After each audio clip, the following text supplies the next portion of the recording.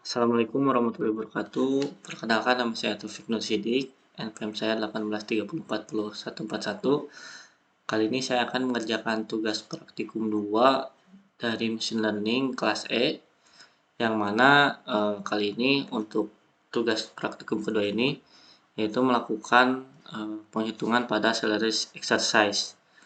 Yang pertama, melakukan import pandas yang akan diberi nama PD. Dan yang selanjutnya nanti langsung membaca file salaries.csv sebagai data frame kolosal. Nah, nanti pandas yang barusan akan meread file salaries.csv dan akan dimasukkan ke dalam variabel bernama np. Lalu untuk yang selanjutnya yaitu np.head, yaitu untuk mengecek seluruh data head dari data frame. Nah, lalu akan muncul seluruh datanya. Dan yang selanjutnya itu use the info method to find out how many entries there are. Melakukan penggunaan metode info untuk mengetahui berapa banyak data di dalam file tersebut. Jadi ini tinggal dipanggil aja np.info pakai kurung buka dan tutup sebagai penanda bahwa itu metode. Di run langsung kelihatan ada hasilnya.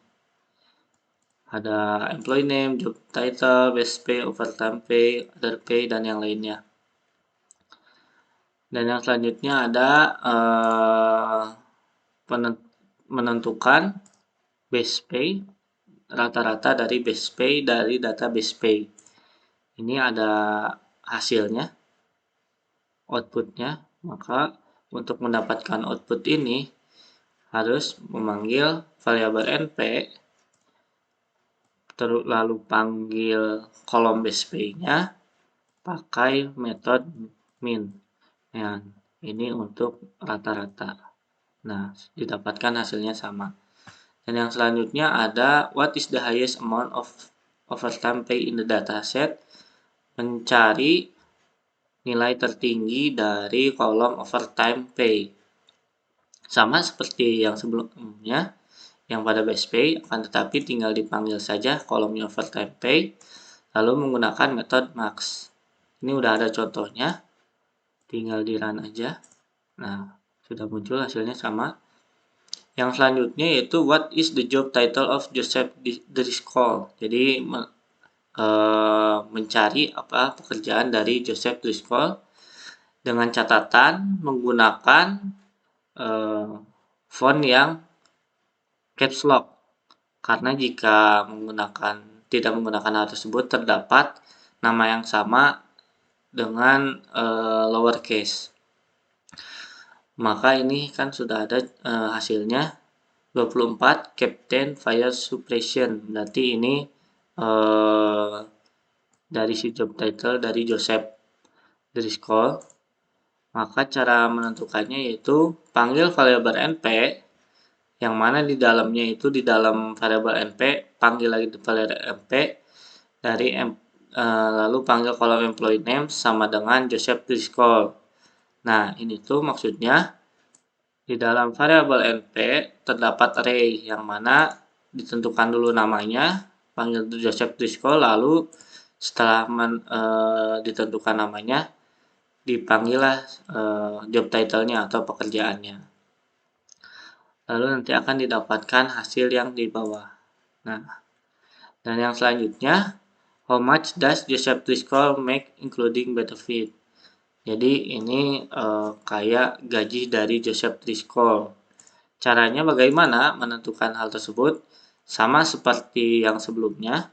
Jadi menggunakan pemanggilan array di dalam array. Hanya saja yang diubah, yang tadinya job title jadi total pay benefits. Nanti hasilnya harus sama seperti yang di sini, yang di output. Tinggal di run. Nah, sudah sama. Dan yang selanjutnya itu what is the name highest paid person. Jadi siapa sih orang yang memiliki bayaran paling tinggi termasuk benefit. Nah, karena di sini yang sudah di outputnya itu Nathaniel Ford, maka pakai ini aja, tinggal dipanggil np, di dalam array np, panggil lagi employee name sama dengan Nathaniel Ford. Maka nanti hasilnya akan sama seperti yang di output. Nah, yang selanjutnya itu what is the name of lowest paid person? Kebalikan dari yang soal sebelumnya. Lalu ada do you notice something strange about how much he or she is paid? Nah, jadi tinggal di sama kayak yang barusan, hanya saja yang dibedakannya itu nanti ada sama dengannya itu dengan total pay benefit dot mean, sedangkan yang di atas kan sudah ada nama orangnya.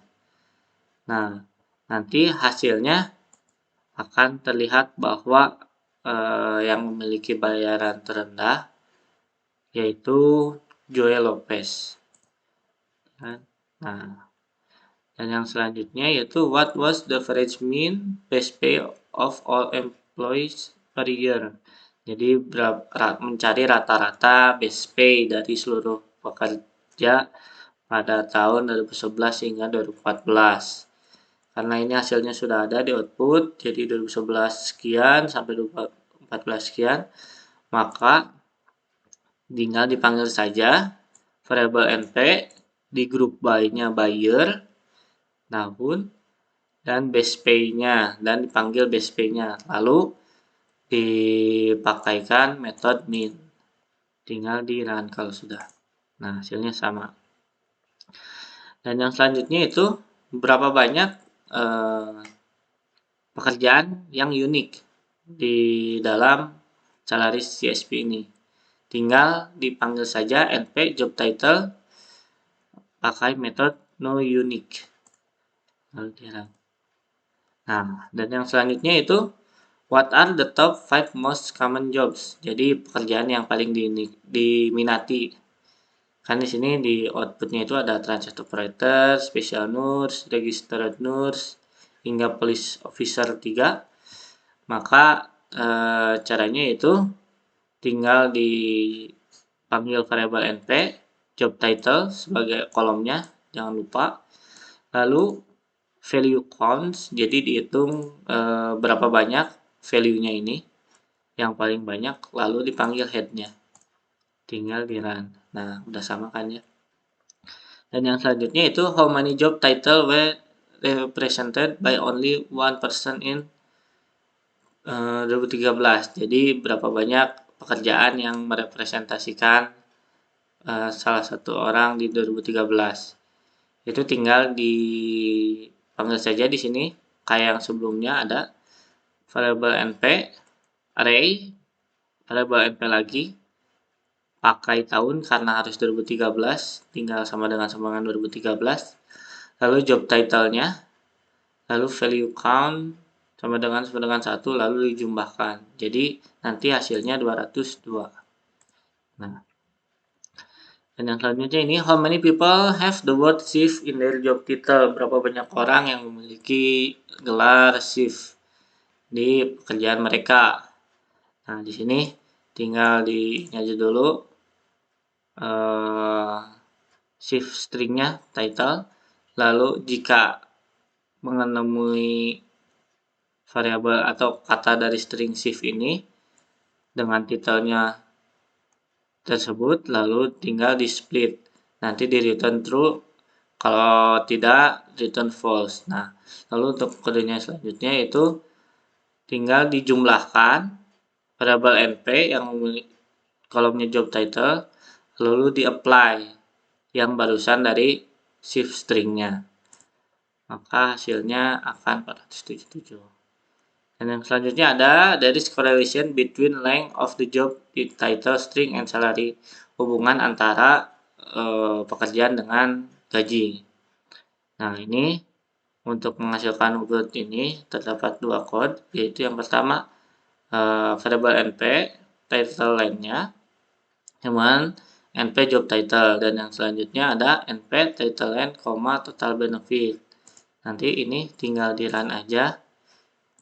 Nah, lalu yang selanjutnya ada e-commerce purchase exercise. Sama seperti yang sebelumnya, diimport dulu pandasnya, asnya PD lagi. Nah, lalu kalau sudah tinggal dipanggil lagi file CSV-nya yang sekarang namanya e-commerce purchase. Nah, lalu seperti yang sebelumnya dipanggil dulu juga head-nya. Tinggal pakai metode head ini. Nah, sudah. Lalu sama untuk mengetahui info-info kolom dari file e-commerce ini pakai fp.info lagi. Nah, lalu untuk yang selanjutnya ada rata-rata dari harga pembelian. Nah, ini hasilnya ini. Berarti tinggal panggil aja fp, nama kolomnya purchase price.min. Di run. Nah, ini sudah. Lalu ada what were the highest and lowest purchase price. Berarti terdapat diminta untuk mencari dua nilai yang tertinggi dan yang terendah. Untuk mendapatkan nilai tertinggi, tinggal aja purchase price.max. Dan yang kedua itu .min. Nah, lalu yang selanjutnya itu how many people have English and as their language of choice on the website. Berapa banyak orang yang bisa berbahasa Inggris dalam website tersebut. Jadi di sini udah ada ya outputnya, tinggal di ini aja kayak yang sebelumnya, terdapat array di dalam variabel ep. Ep language sama dengan n ini itu Inggris, lalu di count, dihitung. Nah, sudah dapat hasilnya. Dan yang selanjutnya itu how many people have the job title of lawyer. Jadi mencari berapa banyak orang yang memiliki pekerjaan lawyer atau pengacara. Lalu tinggal dipanggil aja ep. Di dalam variabel ep-nya terdapat array ep yang mana kolom jobnya sama dengan lawyer. Nah, jika sudah dapat, diperlihatkanlah infonya. Di run. Nah, sudah. Dan yang selanjutnya itu how many people made the purchase during the AM and how many people made the purchase during the PM. Jadi berapa banyak orang yang melakukan pembelanjaan di malam hari dan di siang hari. Jadi tinggal dipanggil aja ep im or pm, lalu di value count, tinggal di run. Nah, lalu yang selanjutnya itu what are the 5 most common job title. Jadi berapa top 5 dari pekerjaan yang ada. Tinggal dipanggil aja ep, nama kolomnya job value count, dihitung, lalu headnya 5 karena 5 teratas, tinggal di run. Nah, dan yang selanjutnya itu someone made a purchase that came from lot 90 WT. What was the purchase price for this transaction? Jadi seseorang telah melakukan pembelanjaan di dalam lot 90 WT dan berapa banyak total harga dari transaksi tersebut. Tinggal dipanggil aja variabel ep-nya, lalu lotnya itu ditentukan yaitu 90 WT, lalu dipanggil lagi kolom purchase price-nya karena akan dihitung. Nah, karena ini sudah ada outputnya ini, berarti harus sama, tinggal di run. Nah, udah. Data yang selanjutnya itu what is the email of the person with the following credit card number. Jadi ini tuh untuk mencari email dari seseorang yang memiliki credit card number ini. Jadi tinggal ep credit card sama dengan panggil kodenya, kode unik dari credit cardnya, lalu emailnya, karena yang dicari itu email. Karena ini Bondelen William Garza, berarti harus itu. Nah, udah.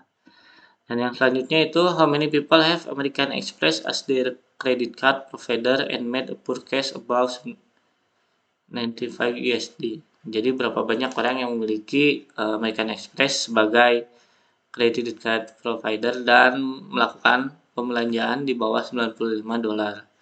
Jadi di sini seperti biasa menggunakan variable ep array-nya, lalu dipanggil sisi providernya sama dengan American Express, dan karena memiliki dua kondisi menggunakan AND, dan yang selanjutnya itu variable EP purchase price-nya melebihi 95, above di atas. Nah, ini udah ada hasilnya yang ini, berarti tinggal di run saja. Nah, sudah.